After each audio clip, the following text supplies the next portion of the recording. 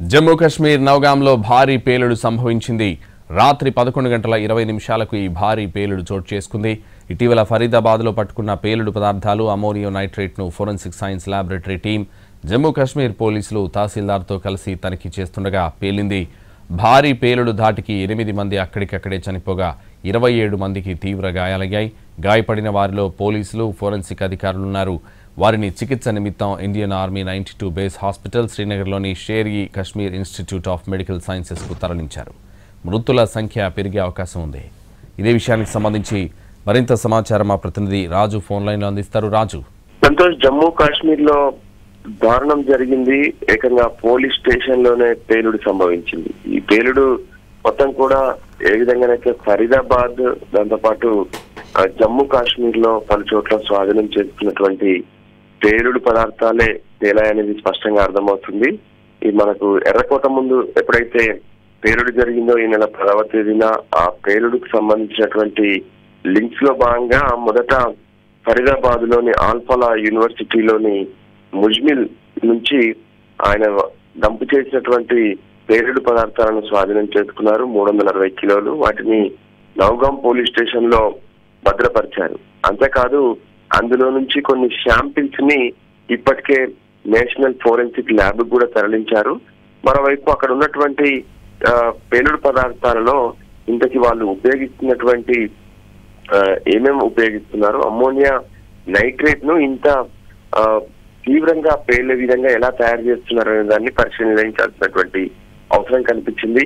అందుకోసమే వాటిని టెస్టులు చేయడము, వాటి నుంచి శాంపిల్స్ ని సేకరించేటటువంటి ఆపరేషన్స్ నౌగాం పోలీస్ స్టేషన్ లో కొనసాగుతున్నాయి గత 4 రోజులుగా. ఈ క్రమంలో రాత్రి సరిగ్గా 11 గంటలు దాటిన తర్వాత నౌగాం పోలీస్ స్టేషన్ లో ఒక్కసారిగా పేలుళ్లు సంభవించాయి. దాంతో ఆ శాంపిల్స్ సేకరిస్తున్నటువంటి వాళ్ళు, పోలీస్ స్టేషన్ లో ఉన్నటువంటి వాళ్ళు అక్కడి ఆ పేలుడు దాటికి దాదాపు 8 మంది చనిపోయారు. మరో 22 మంది వరకు గాయాలు అయినట్టుగా కూడా తెలుస్తుంది. వాళ్ళందరినీ ఇప్పటికే గాయాలైనటువంటి వాళ్ళను, తీవ్రంగా గాయాలైనటువంటి వాళ్ళను ఆర్మీ బేస్డ్ మెడికల్ ఇన్స్టిట్యూట్ కు తరలించారు. మరోవైపు అక్కడ పేలుడు సంభవించినటువంటి సమయంలో అక్కడ ఉన్నటువంటి ఆ పోలీసులు, ఫోరెన్సిక్ టీమ్స్ కు సంబంధించినటువంటి వాళ్ళ బాడీలోని పార్ట్స్ ఏకంగా 300 మీటర్ల దూరం ఎగిరిపడ్డాయి. అంటే పేలుడు తీవ్రత ఎంత స్థాయిలో ఉందో అర్థం చేసుకోవచ్చు. సో వాళ్ళ శరీర భాగాలను సేకరించేందుకు స్పాట్ ని మొత్తం కూడా సీజ్ చేసి వాటన్నిటిని కూడా వెతుకుతున్నారు. మరోవైపు ఈ పేలుడు పైన కొన్ని అనుమానాలు వ్యక్తం అవుతున్నాయి. అంటే ఫోరెన్సిక్ టీమ్స్ ఏమైనా ఆపరేషన్ లో దాన్ని రాంగ్ గా హ్యాండిల్ చేయడం వల్ల జరిగిందా, లేదంటే నౌగాం పోలీస్ స్టేషన్ పైన ఇంకా ఈ తీవ్రవాదులకు సంబంధించి అంటే జైషే మహమ్మద్ స్లీపర్ సెల్స్ కానీ వాళ్ళకు సహకరించినటువంటి వాళ్ళు ఇంకెవరైనా దాడి చేశారనేటువంటి అనుమానంతో దర్యాప్తునైతే కొనసాగిస్తున్నారు. ఇప్పటికే స్పాట్ లో రెస్క్యూ ఒకవైపు జరగగానే ఆ తర్వాత అటు జమ్మూ కాశ్మీర్ పోలీసులు, కేంద్ర భద్రతా బలగాలతో పాటు ఎన్ఐఏ టీమ్స్ కూడా స్పాట్ కు చేరుకున్నాయి.